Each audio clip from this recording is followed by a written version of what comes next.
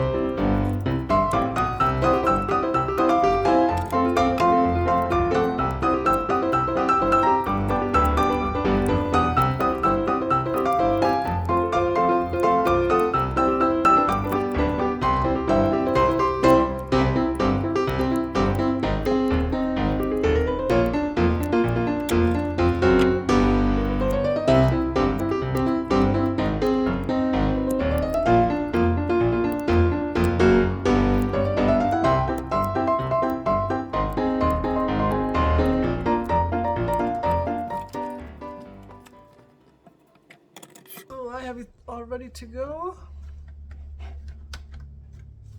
On the top I try to do a thinner layer so it doesn't touch the actual motor, the fan. So these have some settings, recommended settings, that says that your herbs are supposed to be done at a particular degree. What I do is I actually put it 2 notches up from there, because if you do it on the recommended setting for your herbs, it will take 3 days. And what I found is that if I do it here, like this is like a medium setting, it will dry very nicely. It's still not gonna brown the leaves, and it's gonna be just as good as if you dried it very slow. So it's not gonna cook it. All other vegetables I would do on a higher setting at 135, but this one is going to be done on 125, 62 Celsius. So it's only been about 8 hours since I started my drying process, but it looks like at least the top tray is already done. So I'm going to dump it off into this baking sheet.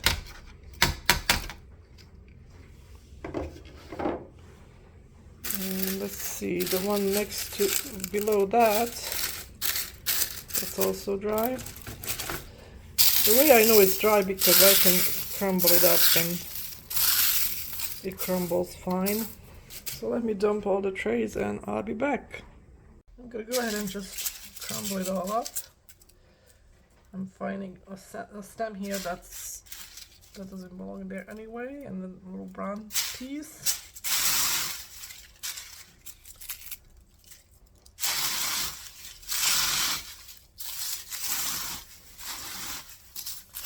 I'm gonna just crumble it as much as possible, and then I'm gonna sift it.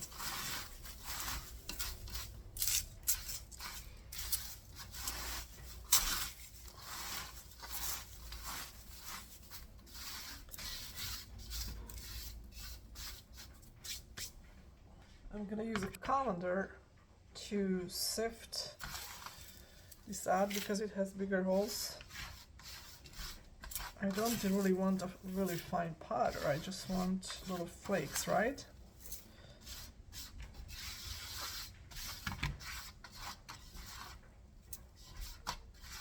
Sort of like this texture, what I'm looking for. And of course there will be some fine powder as well, but I definitely want to get the big pieces out.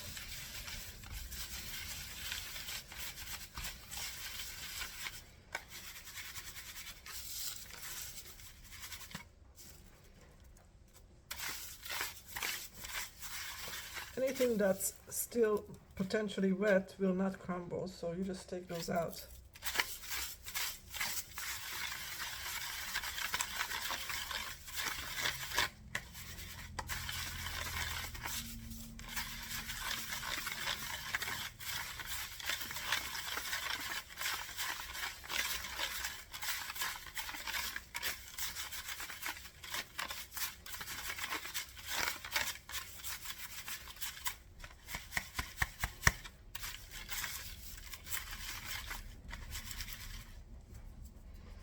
And then there could be some stems that fell through as I was sifting.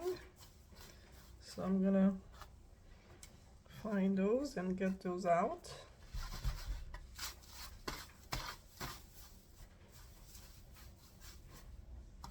Like this one here.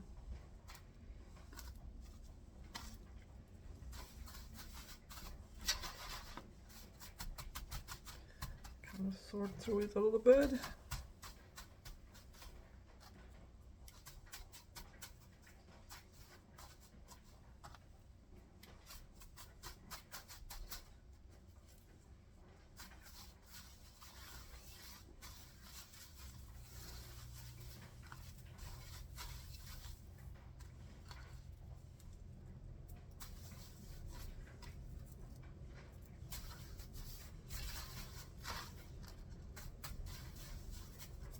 Okay, so here's my jar, my celeriac.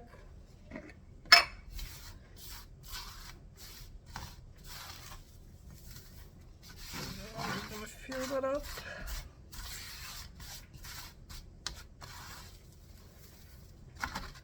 I'm gonna probably need a new jar started up because as I said, I have a whole bunch of more celeriac in my garden. So I'm probably gonna do another 2 more sessions of these dehydrations because there's so much use of this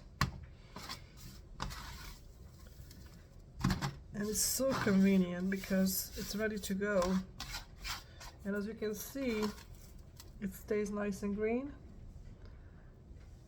even though I dehydrated it on a higher heat than it's recommended for herbs.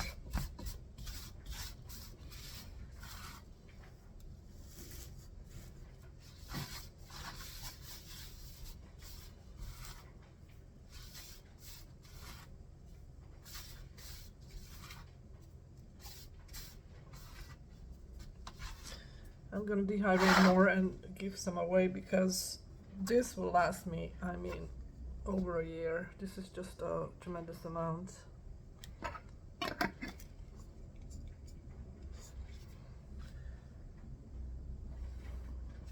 I probably should relabel this because this still says 2022.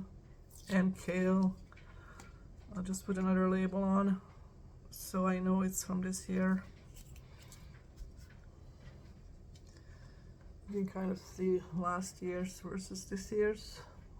Last year's is a little bit more pale. I'm gonna mix this up and start using all of it together. So here it is, a whole bunch of celeriac greens, dehydrated and ready for cooking. See you next time.